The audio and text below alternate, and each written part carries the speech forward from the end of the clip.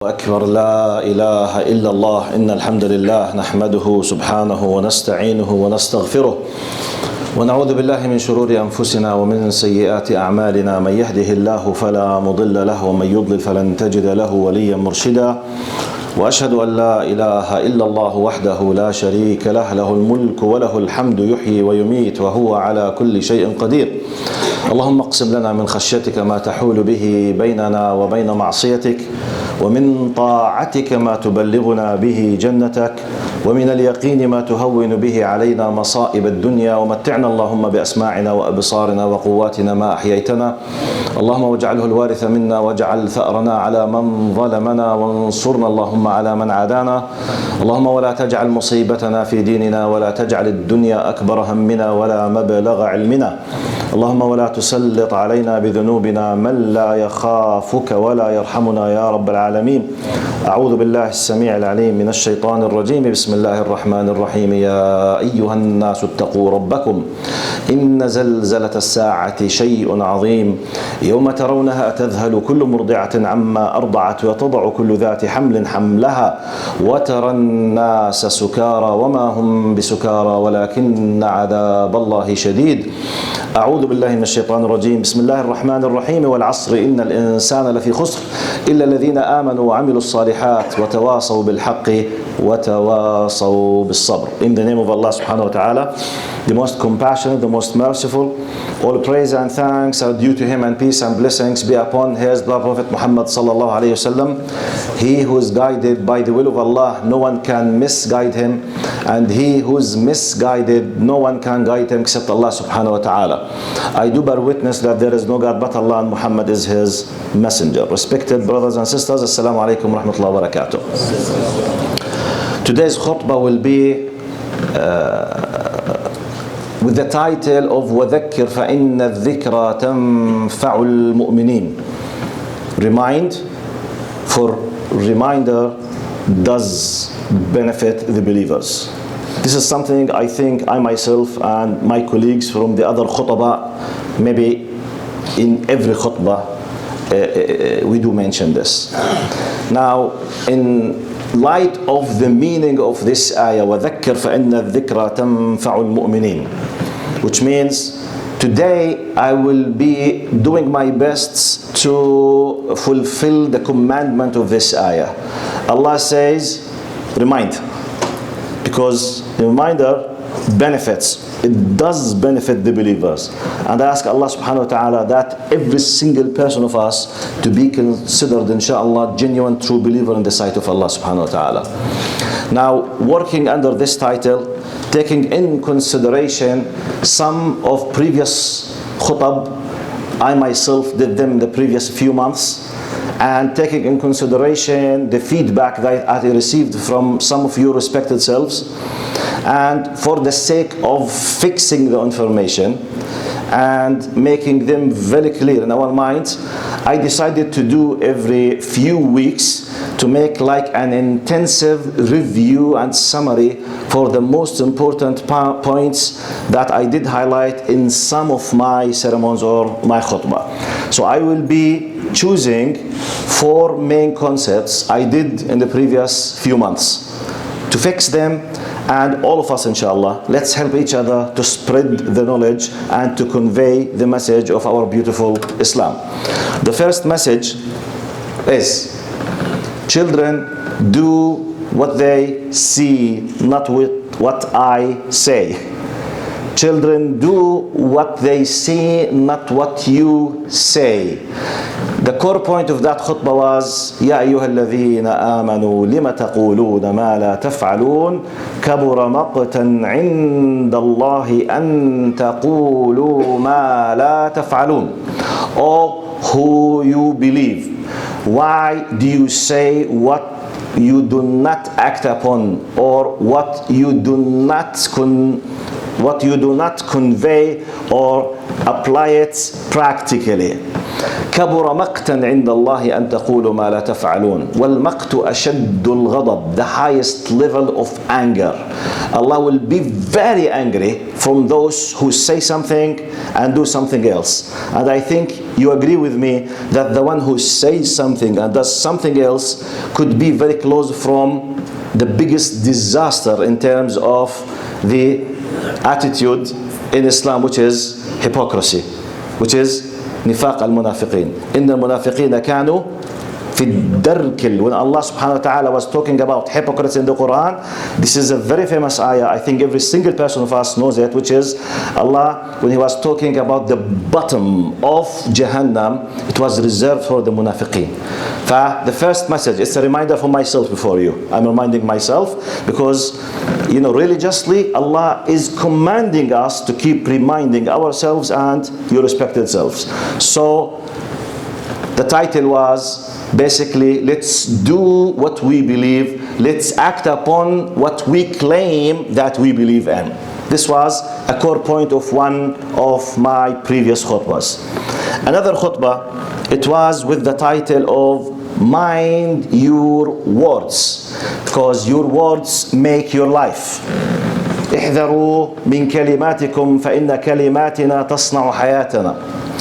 The core point was a story talking about two mothers. Those two mothers, they were sitting in a public park on a bench with their two kids. It happened by the will of Allah subhanahu wa ta'ala that a rubbish collector passed by them. So the two mothers with their two kids, they were looking at this rubbish collector. The first mother told her son the following. She said, look at him, انظر إليه, ادرس جيدا حتى لا تصبح مثله. She said, the first mother, study very well, my son, so that you will not become like him. ادرس جيدا حتى لا تصبح مثله. The second mother, in the same circumstances, on the same place, with the same context, regarding the same person, her kid is next to her, she said the following. She said, look at him and study very well so that you will be able to help the people like him. فأدرس جيدا حتى تتمكن من مساعدة أمثاله. أدرس جيدا حتى لا تصبح مثله. أدرس جيدا حتى تساعد من هو مثله. Study very well so that not to be like him. Study very well so that to be able to help the people like him. The first mother, actually, by her words, she was creating a possible future monster. She was creating someone who's holding hatred. She was creating a creature that is full of selfishness, arrogance, all kind of bad manners that you can imagine. She was planting the seeds of making this human being. كانت تصنع الأولى بكلماتها، كانت تهيئ شخصا ليصبح وحشا أنانيا متكبرا لا يعرف إلا مصلحته ونفسه. The second mother, well, the second one, she was planting the seeds to make a human being full of sympathy, love, mercy. كانت تصنع رجلا رحيما متواضعا محبا للآخرين. The message of that khutbah was basically, mind your words. Be careful what you utter from your tongue. And the second concept of that khutbah was the very famous hadith of Prophet Muhammad sallallahu alaihi wasallam when he was asked by Mu'adh رضي الله عنه. He said, يا رسول الله أو نحن مؤاخذون بما نتكلم به يا رسول الله. قال ثكلتك أمك يا معاذ وهل يكب الناس في النار على مناخرهم إلا حصائد ألسنتهم.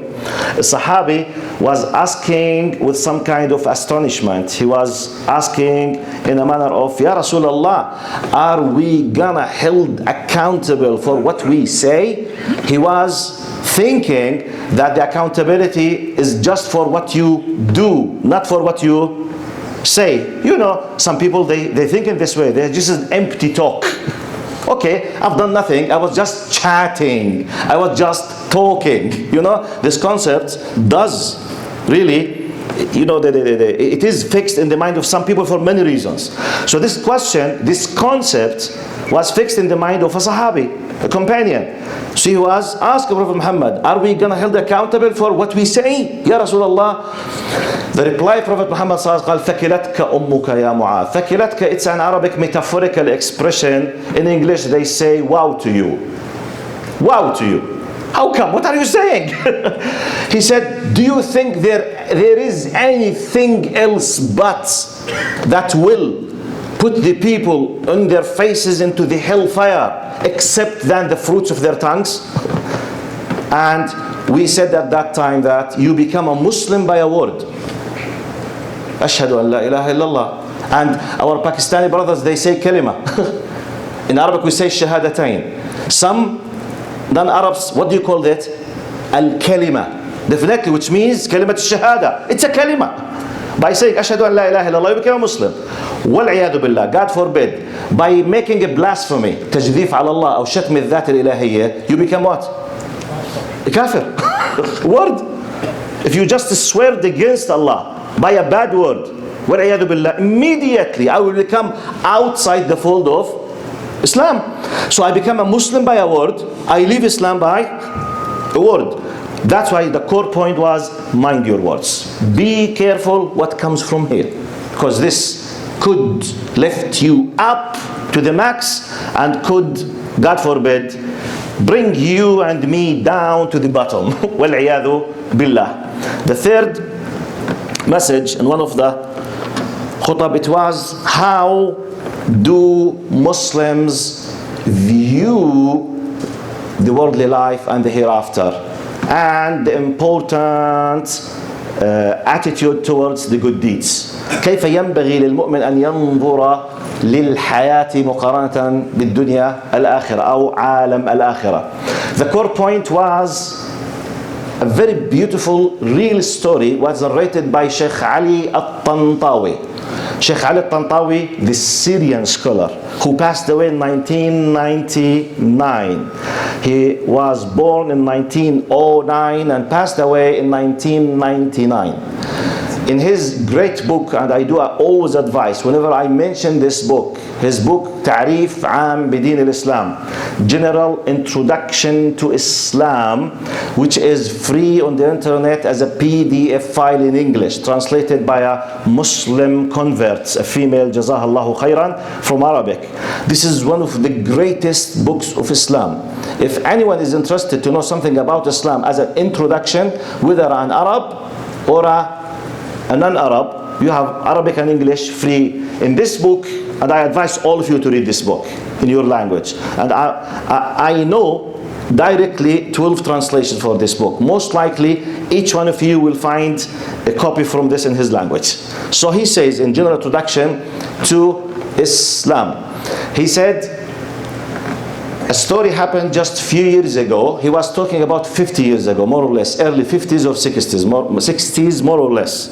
He says the United States of America announced that they will carry on an atomic bomb tests. They will make they will be testing an atomic bomb on one of the small islands of the Pacific Ocean. So it happened that the inhabitants, Sukkan, the inhabitants of the small island, they were all fishermen, simple fishermen. So the United States went to them and they told them the following: a fixed date or a date has been fixed for this bombing. It will happen. So they were not consulting them whether you would like to do this. No. They were just informed that a fixed date is due, let's say in 4 months or 6 months. So, and they were given the two options. First option, they say, choose any country on earth to decide to be your residence, and we will take you with everything you own, your personal belongings, anything, and we will give you an option of booking one of the following flights. So choose the country, prepare yourself. This is the fixed date. Before that, you have to leave because this place will be ruined. It will disappear by the atomic tests. So he says, Sheikh Ali Tantawi, the reaction of the fishermen was divided. The people, they were divided into three main groups: Group A, Group B, Group C. Group A basically did the following. They said, we know that Americans will do it, so let's save our time. Let's know our places. We can't stand in their faces. Let's prepare. This is the fixed due date. So immediately they started booking the suitable time to leave. They started immediately to package and packing their personal belongings, waiting for the time to leave. Group A. Group B, they said, we know that the Americans will bomb this island, and we know it's a fixed date, but Alhamdulillah, we have plenty of time. 4 months, we can do a lot of things. Why to rush? لما العجلة? We can book in 1 hour, and simply we can, do all the packing and collecting our personal belongings in no more than 1 week. So why to rush? They kept postponing preparing themselves. Group B. Group C, they reacted in the following way. They said, who told you Aslan there is a country such as the United States? They said this is a big lie, and what happens basically is part of the conspiracy theory. And we are sure that our politicians, they want just to control the island, so just ignore it. Don't think about it. So, and they did not realize that when the fixed time comes, they will evaporate. There will be pieces. So these three groups, according to Sheikh Ali Tantawi, Jazahullah Khair wa Rahimahullah, resembles, تصور the attitude of human being on earth towards this worldly life. Group A resembles the true, genuine believers. They receive the message from their Lord. وَلِلَّهِ الْمَثَلُ الْأَعْلَى. They know for sure that death is coming. They know for sure that every single soul of us will be standing before his Lord, and he will be held accountable. It's a matter of time. At any time we are leaving. So let's prepare ourselves and let's know our places. We can't fight Allah, even if I don't like some certain things. By the way, do you think a believer necessarily loves everything that he's commanded to do? No, not necessarily. But he has submitted himself. That's why we are called Muslims. The Muslim is the one who has submitted. I might not be happy with this, but I will do it because Allah commanded me to do so. Our dear sisters, do you think every one of them all the time at 24/7 they are happy with the hijab? Do you think so? Not necessarily. When it's very hot and they are sweating, they would love to leave it, but Allah commanded me, so I'm ready, Ya Allah. I'm surrounding myself. I'm submitting myself to the commandment. It has nothing to do. Maybe my feelings is not good with this. No problem. Are you willingly? Did you submit? So this is group number A. Group number B, they are the sinful believers. They know, they realize, they believe, they accept, but practically they did not act upon. They kept on postponing. Allah knows if they could make it or not. The possibility, let's say 50%, not to be able to make it, because maybe it came to your mind that you are the only one who's postponing. Maybe other hundreds, all of a sudden, 1 week before the due time, all of them, dear Americans, please, I want to leave. Sorry, we have just 2 airplanes and you need 10. So 80% of you, we will tell them just, I'm sorry, we told you 6 months.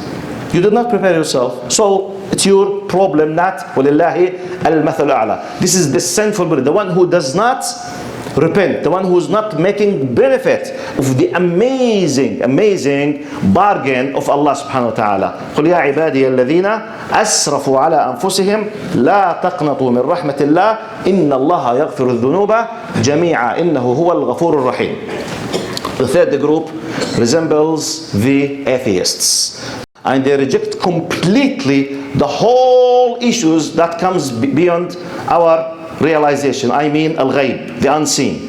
Who told you that Allah does exist? You foolish believers. This is how they look at us. They think that we are naive, simple, superficial idiots. Because we are wasting our time because we believe in the unseen. And she is Mr. and Mrs. Scientific. He believes just in science. As our Egyptian brothers says, خلي العلم ينفعك لما تقابل وجه ربنا. Let science, let mathematics and physics save you from the punishment of Allah subhanahu wa ta'ala. This is the group number 3. So he was resembling the idea. It gives some kind of simple message how we should be doing ourselves to be from group A. But what if I'm in a group B? The possibility to be saved there, but no guarantee. So please, let's do our best not to be from group B, but do your best to be from group A. أقول قولي هذا وأستغفر الله لي ولكم فيا فوز المستغفرين.